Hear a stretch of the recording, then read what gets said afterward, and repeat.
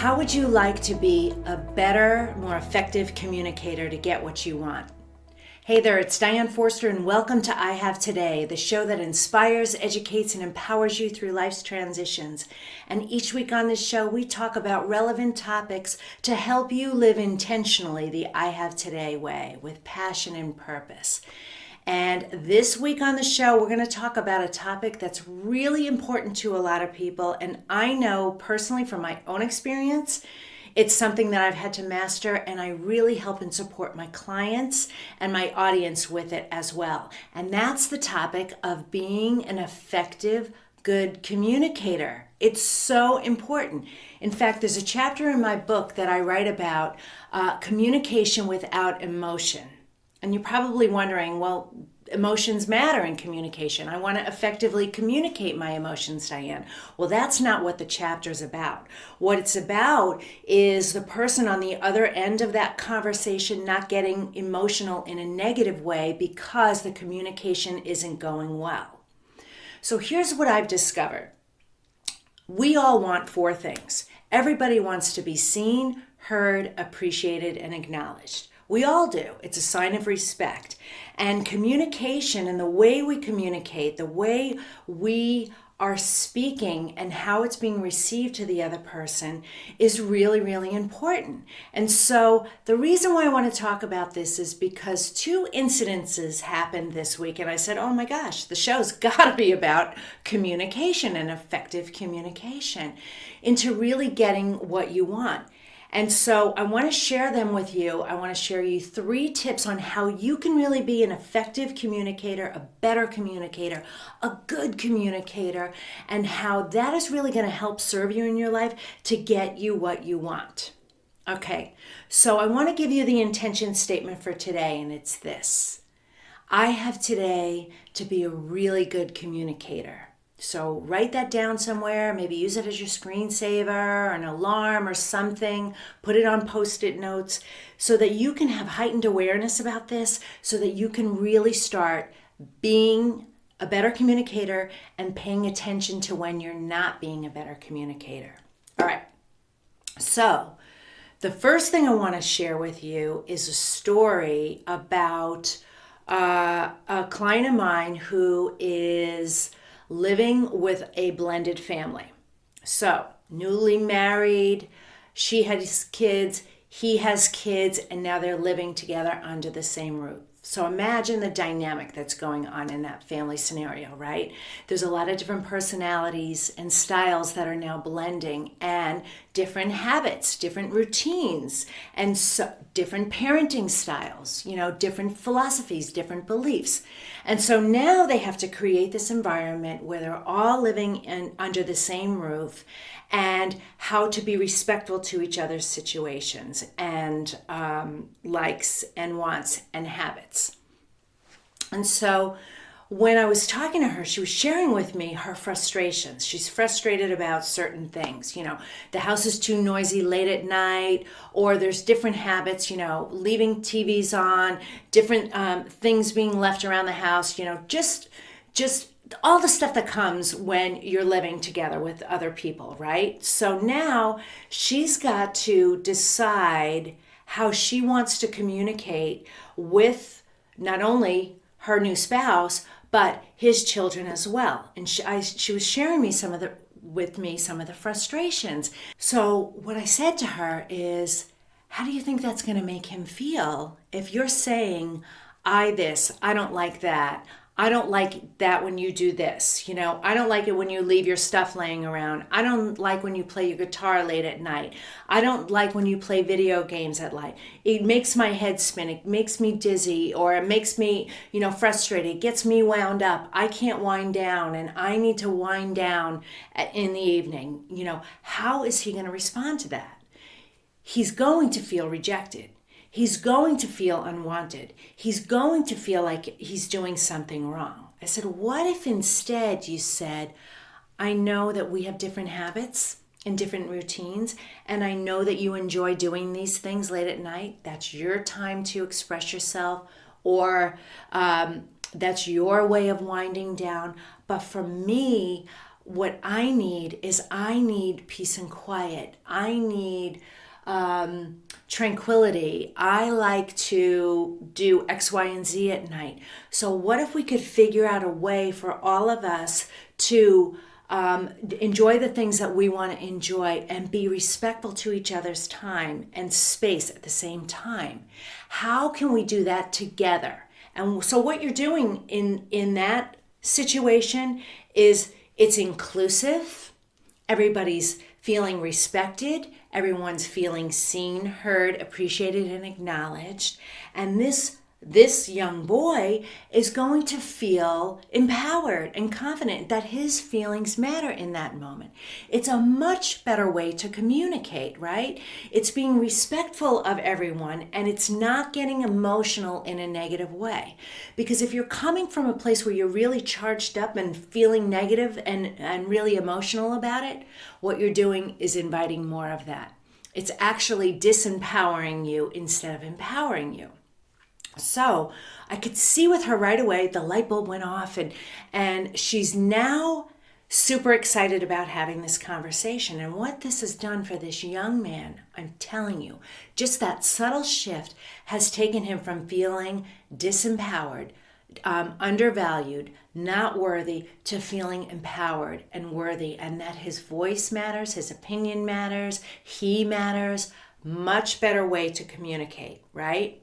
So that's one way to do it. And what you're doing there is don't talk about what they're doing. Talk about the way you're feeling, okay? That's number one. Another way to communicate is another story that I want to share. And this is something that I have experienced so much of. And I know this is going to spark a charge with a lot of you. I can't stand it when people interrupt me when I'm talking. I hate it. I hate it. I hate it. It is a pet peeve of mine, because what's happening in that moment when I am being interrupted when I'm communicating is the person on the other end of the conversation isn't listening to me. They're just flat out not listening. You can actually see them sort of on the edge of their seat, just waiting to get in with their point. They can't wait to make that next point, that next validation of theirs. And what they're doing in that moment is completely disrespectful to me. It is. It's like they're not hearing me. And I'm certain I have been guilty of this at times too. And this is something I've worked really, really hard at. Because if it was happening to me, chances are I was doing it to somebody else. Law of attraction, I'm sure I was attracting it in some way. And the things that bug us the most are really the areas within us that we need to look at ourselves. So it was an illuminating moment for me when I started to see, God, this person isn't listening to me at all. They just can't wait to get their point made across, right? So mirroring, if you don't know what mirroring is, I'm going to share a little bit of what it is right now. So if you are in a conversation with someone, because you know what it feels like when you're trying to speak to somebody and you're trying to get your point across and they're interrupting you, it doesn't feel good. It shuts you down. You just want to go, you just want to give up. You truly just want to, stop talking, right? It doesn't feel good. Instead, you could say, please stop talking. I'm not finished talking yet. Please wait. And please, can you repeat back to me what I just said so that I know that you heard me? And I am telling you, you are going to stop that person in their tracks, because they're probably not going to be able to repeat back what they said to you. But in a way, it's like saying to them, you're not listening to me. Like, you are truly not listening to me. And it's really not respectful without exactly saying those words. So when you invite somebody to mirror back what you just said to them, you're stopping them. What you're doing is creating what's called a pattern interrupt in their subconscious mind. And now they have to go back and repeat back what they said to you, which it's there. If they stop for a second, it's there, and it'll stop them from interrupting you to get their point across, okay? And let me tell you, that is going to create much more effective communication. You will be heard better if you say that.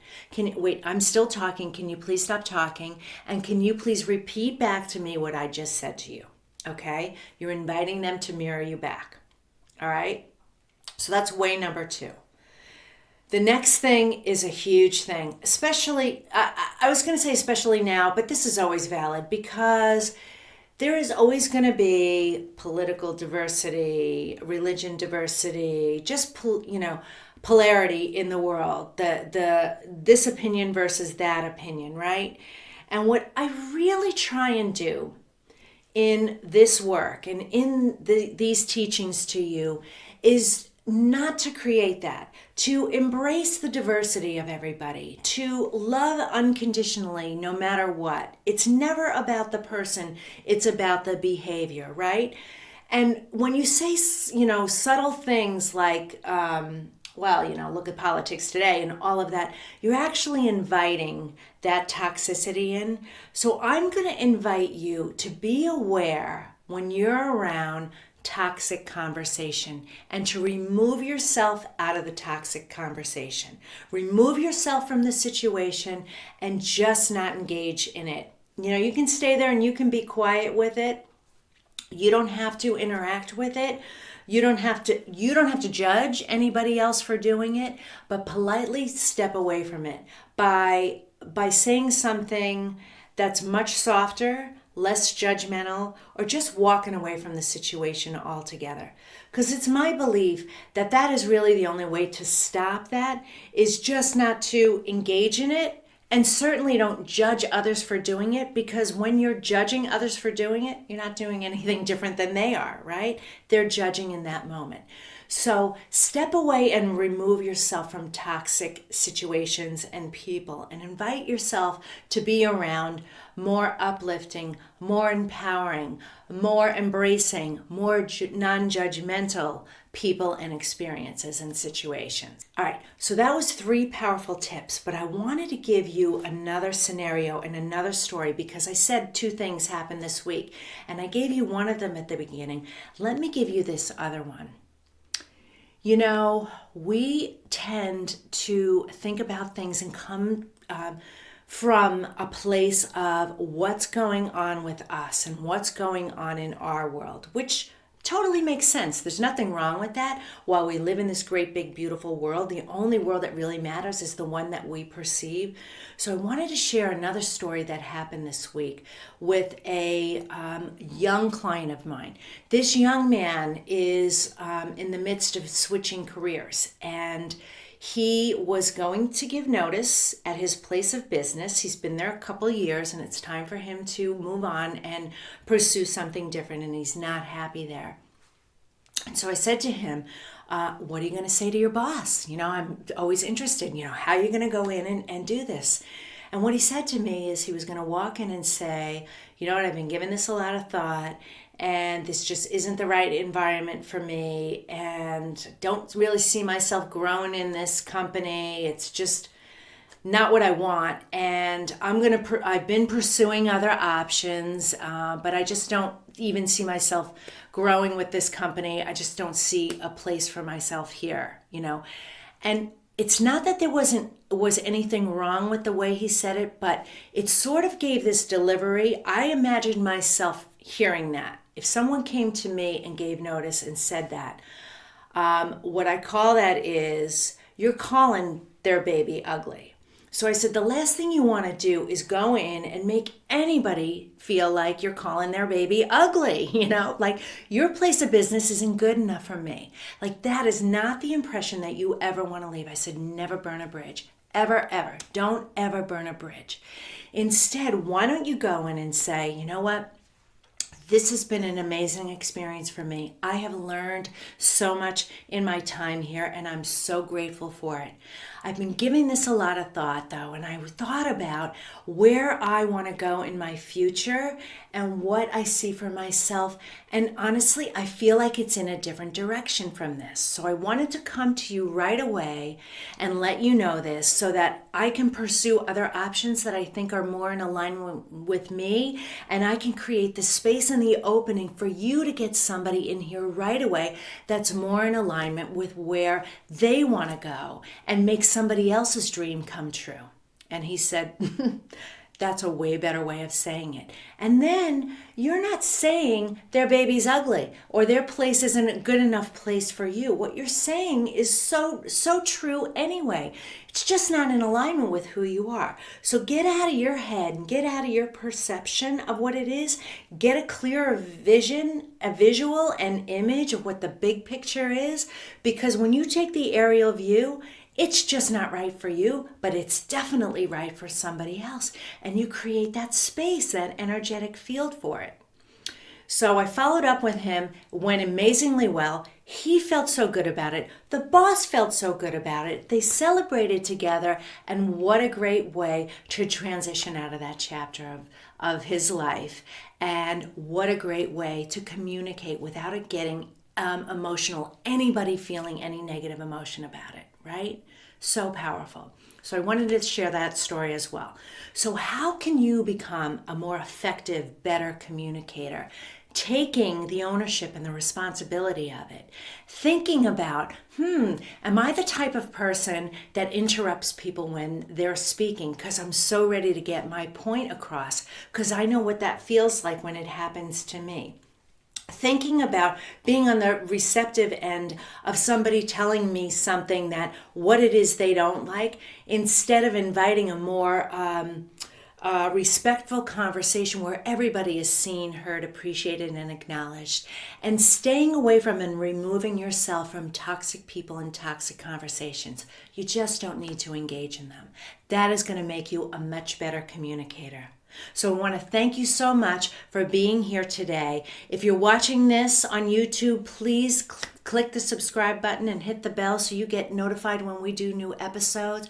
You can catch this on our podcast and subscribe to me, subscribe here, and then also follow me on social media at Diane Forster Official. And I have Today with Diane Forster, and I want to offer you one free gift. If you think this is valuable information, I want to invite you to learn more powerful ways to communicate with yourself. And one of those is my 3 tips to get everything that you want. You can get that at dianeforster.com/3 tips. And that's going to help you be a better communicator and use language in a really powerful way to manifest everything you want. And I mean everything. That's why we call it 3 tips to get everything you want. So you can get that at dianeforster.com/3 tips. The number 3 tips. All right. And we're going to have a link for that down in the description for you as well. And that is such a powerful tool that's going to really help you with language, not only to be a better communicator, but to really start manifesting everything you want. It's so fun and it's so powerful. So check it out. And thanks again for being here. We'll see you next time. Take care. Bye-bye.